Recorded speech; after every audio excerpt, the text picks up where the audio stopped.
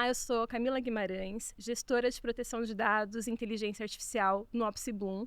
Hoje estou com o Lauro de Lauro, ele é diretor de comunicação e marketing na Abis, e hoje a gente vai falar de um assunto muito polêmico, que é soberania de IA. E por que ela virou esse tema central, ela ficou tão relevante nos dias de hoje. Essa é uma produção do Centro de Dados e IA do INSPER em parceria com a ABS, a Associação Brasileira das Empresas de Software. E aí, Laura, só tem pergunta fácil para você hoje. Boa, vamos aqui para isso. Vamos lá, por que a soberania de IA virou esse tema central? Por que ela é tão relevante? Por que ela virou um tema de Estado?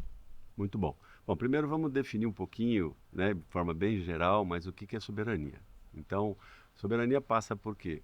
O conhecimento, o desenvolvimento e a regulação, né, de um modelo. Né? Por que isso é importante?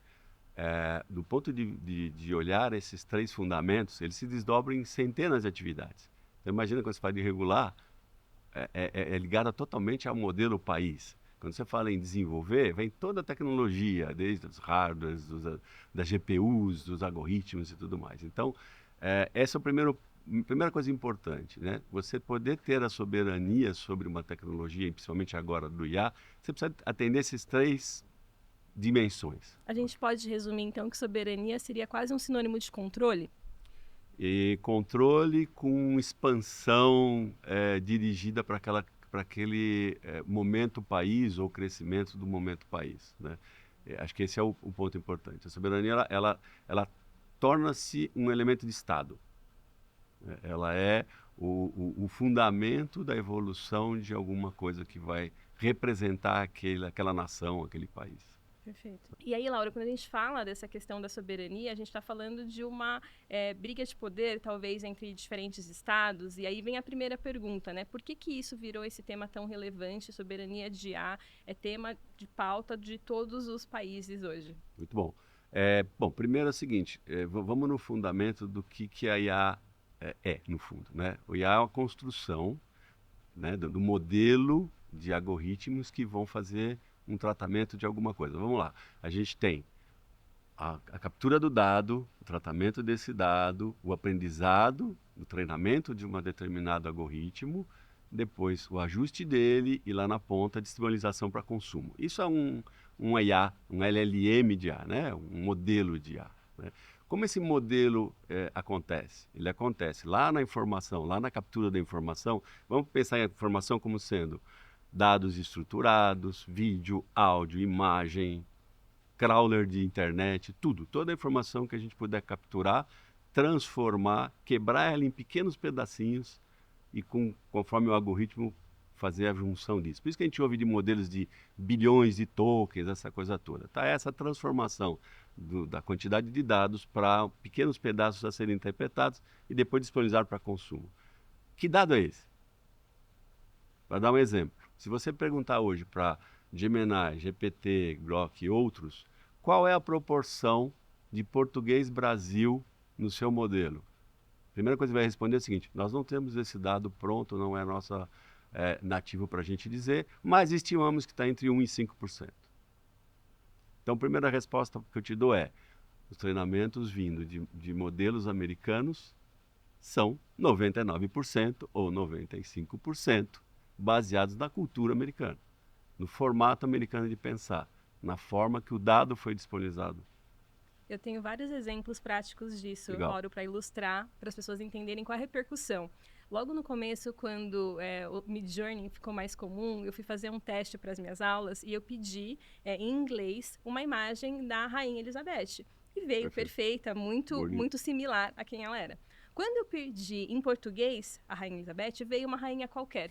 Ele não associou que quando eu dizia Rainha Elizabeth em português, eu me referia àquela mesma rainha. Olha só. Eu tenho outro exemplo muito bom, falando bem da cultura do Brasil e como a gente fica para trás nisso. Tem um sócio no escritório que ele é do Nordeste, ele pediu para mim, ele falou: Camila, faz um avatar meu como um hacker nordestino, cangaceiro. Quem disse que o modelo saiba o que é cangaceiro. Não acerta. Ele não vai Exato, saber. Eu precisei exato. descrever com muitos detalhes como é a vestimenta, qual é aquele estereótipo, porque ele não tem contexto para isso, né? Então é do que você está falando. Os dados não utilizaram com os Foram nossos treinados, dados exato, que exprimem exato. a nossa cultura. Isso. Então você vê, é possível realizar? Os prompts têm que ser gigantes. Ele até tem a propriedade, porque ele fez de alguma forma um crawler e viu uma imagem de um cangaceiro lá na internet, mas ele não consegue associar direto, porque não é cultura dela, né, no aprendizado dela, entender aquela cultura que é a cultura brasileira. Esse é um exemplo mais simples aqui para a gente Isso, para debater, para ilustrar, né? ilustrar, exatamente. Mas o importante imagina se você estivesse fazendo leis, se você estiver trazendo informações regulatórias, né? A parte sensível de dado. Então, além de a gente exportar, então, por que é de soberania nacional? Porque é importante ter efetivamente LLMs construídos no Brasil com características brasileiras. Também é para não exportar o dado, né? Você não alimentar uma base global com informações restritas do país. E você tem movimentos bastante importantes acontecendo, né? O estado do Piauí tem a iniciativa com Soberania IA, sendo construída uma LLM para governo. Você tem o Amazônia IA, você tem o Sabiá, tem outros que estão nascendo, que são excelentes iniciativas brasileiras para ter essa dominância. Mesmo, como a gente começou dizendo, nós estamos atrasados, mas esse atraso às vezes não é o significativo quando você está falando de fundamento para órgãos de governo ou tudo mais. Acho que, para o mercado, ainda as LLMs americanas vão ser dominantes. Lembrando que você tem uma disputa grande de governança aqui, que é aquilo que é Estados Unidos, Europa e China, Rússia, que são diferentes, né? Você pega o DeepSeek começando a fazer o treinamento para línguas na África. Então aí é geopolítica. Aí a gente vai para o tema de geopolítica. Sim.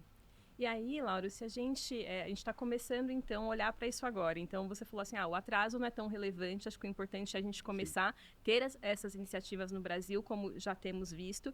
E quais seriam os riscos para o Brasil, né, na utilização massiva desses modelos que não são nativos, né? Ao que a gente se expõe? Boa. Eu acho que tem, primeiro, essa questão de trazer uma formação através de um olhar externo, né? Então, quando a gente acabou de falar, se eu sou do Nordeste, eu quero ter a minha representação de Nordeste, e não o cowboy americano, né? Então, esse é um primeiro coisa, é uma questão cultural. Acho que a mídia social já tem uma transformação importante da sociedade nessa linha. Se você associar ainda a IA, a gente tem uma transformação, quase que uma americanização. Sim. Tá?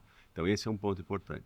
O segundo é a de dominância mesmo, no sentido de que temas de segurança nacional não deveriam estar expostos desta forma, né? E a gente precisa ter essas IAs respondendo essas questões. Você, na linha da Office Blue, sabe bem disso, né? Então, como é que a gente vai buscar legislação ou né, acordos ou informações que são tipicamente, né, do país, não é LLM estrangeira, né? Não faz sentido. Então, uma outra é essa, a questão do dado em si ser fundamental para aquele país, para aquele negócio, né? Terceiro, que eu acho que é bastante forte também, que é o modelo de construção, ele envolve tecnologia, envolve trazer para dentro do país também tecnologia. Então, hoje a gente é importador de tudo, de algoritmo, de chip, de talento. Então, esse é um terceiro ponto muito fundamental de você construir esses modelos aqui dentro, né? Fundamentalmente, são baseados em matemática, né? Se você vê as carreiras, alguns anos atrás, matemática, você fala, puxa, você é professor estatístico. Uhum. Né? Hoje não, a gente está buscando matemático de tudo que for faculdade para poder criar IA, né? Então, tem uma mudança importante aí. E esses riscos, né, talvez eles precisariam ter sido pensados muito antes da era da IA, porque é uma preocupação dos dados críticos, sensíveis, relacionados à própria política brasileira, que são exportados, seja porque são armazenados em nuvem, ou agora que eles são extraídos via a utilização dos próprios modelos, né? E foi uma decisão que a gente não tomou. E agora a gente precisa lidar com isso Lidar. de alguma forma, né? Perfeito, perfeito. Antes ainda exportando o dado para uma nuvem, alguém tinha que usar isso lá e mexer. Hoje o IA mexe nela. Então, É esse é o direta a grande, associação. exato, esse é o grande modificação, né? Acho que tem um ponto complementar aqui que é, quando a gente está falando da IA como uso na ponta para os negócios, resolver problemas de negócio, muitos deles são típicos globais. Você consegue usar da mesma forma que você usaria nos Estados Unidos, no Japão, na Europa, e ter a mesma eficiência aqui para resolver alguns problemas de negócio. Mas quando você fala em legislação brasileira, já não é bem assim, Exatamente. né? E assim por diante. Então, é fundamental ter essa forma de consumo de modelos e treinamentos brasileiros, ou nacionais. Já tem em Portugal sendo construído, os países estão se movendo, né? Acho que a legislação, e aí é um tema que você conhece bem, é que pode ser um grande limitador. A gente tem essa discussão aqui no Sim. país, né? Porque se você for restrito demais, a gente pode perder algumas coisas importantes, e se for aberto demais, tem todos os riscos de ser aberto demais. Então, esse é um outro tema bastante polêmico e difícil de discutir aqui. Exatamente. É o tema mais quente hoje na discussão da regulação de IA, um deles, né? A questão dos dados de treinamento, quais são os limites para a questão de direitos autorais. Então, é uma briga muito polêmica e os assuntos são transversais, né? Porque você regula uma ponta, você vai ter efeitos em outra. Então, por isso que é tão difícil regular a IA. E agora, Laura, como você acha que a comunicação institucional pode contribuir nessa agenda? Qual é sua expertise, né, nessa área? O que você tem de insight para trazer para quem está acompanhando isso e até sem saber para que caminho ir? Perfeito. Bom, eu acho que a ponta da comunicação passa exatamente por ser uma discussão aberta, né? Então, tanto nos legisladores quanto no mercado, a gente é como você pontou perfeito. Se a gente ajusta de um lado, a gente pode desajustar do outro. Isso só funciona se tiver esse debate aberto, né? Então, acho que tem um modelo muito claro de que a gente precisa construir essa forma de ter as informações no país, com nossos LLMs, com nossos modelos treinados em Brasil, né? Mas ao mesmo tempo tem essa discussão muito importante, que é o quanto a gente leva isso para a pessoa. Na Europa protege mais o cidadão, nos Estados Unidos ele abre mais, lá na China, na Rússia, como o Estado quer. Então essa construção só no debate. Então como que é a comunicação disso? É fazer a mídia entender isso. A gente está aberto à discussão, podcasts como esse. Então, essa abertura de fazer com que a sociedade entenda esse movimento da importância de ter uma soberania de dados. E lembra, IA não é nada sem dados. A gente fala que IA, mas se não tiver o dado, não tem IA. Então, esse é o fundamento principal. E o dado vem da gente, né, em todos os níveis. Então, acho que o importante é o debate, é a abertura, é a construção conjunta. E a gente viu um movimento de democratizar o uso generalizado da IA generativa, porque hoje é muito fácil, você não precisa pagar, o acesso gratuito você tem. Acho que a gente precisa partir para uma jornada de democratizar a educação sobre eles, né? Perfeito. Do que a gente está falando? Porque o que você traz, a gente tem que envolver todas as esferas nesse debate, e era a minha próxima pergunta. Quem são os principais atores para se engajar nesse debate? Quem você acha que precisaria se articular para a gente conseguir levantar as pautas que realmente são relevantes? Perfeito. Acho que temos, sem dúvida, as pontas são os legisladores, mas a gente tem toda a academia, todos os profissionais que estão em áreas distintas, não é de tecnologia só. Então, já é uma parte, até que eu diria que pequena no processo de poder fazer essa evolução do modelo, porque ela tecnicamente é a mesma em qualquer outro lugar, né? Mas esse debate passa por trazer esses outros componentes. Então, desde cultura, desde, né, toda a área jurídica, todo esse debate precisa trazer para dentro. Então, acho que a comunicação, o ponto o quanto...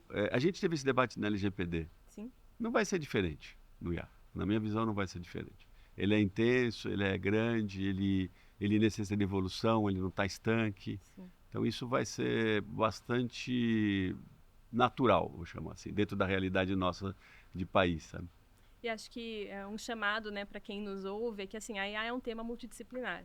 ela não é um assunto que só os juristas vão resolver, não é um assunto que só a tecnologia, tanto que é uma iniciativa até da própria escola aqui do INSPER de ter essa visão sempre holística, completa, porque algo vai ficar faltando, né? Então, assim, acho que o papel da comunicação é fazer com que a gente seja compreendido, a gente precisa falar com clareza e que todas as partes convirjam para um mesmo objetivo, mas cada um tem a sua expertise, então acho que é uma convergência de esforços, né? Exatamente. E esse é o papel da ABS também, né?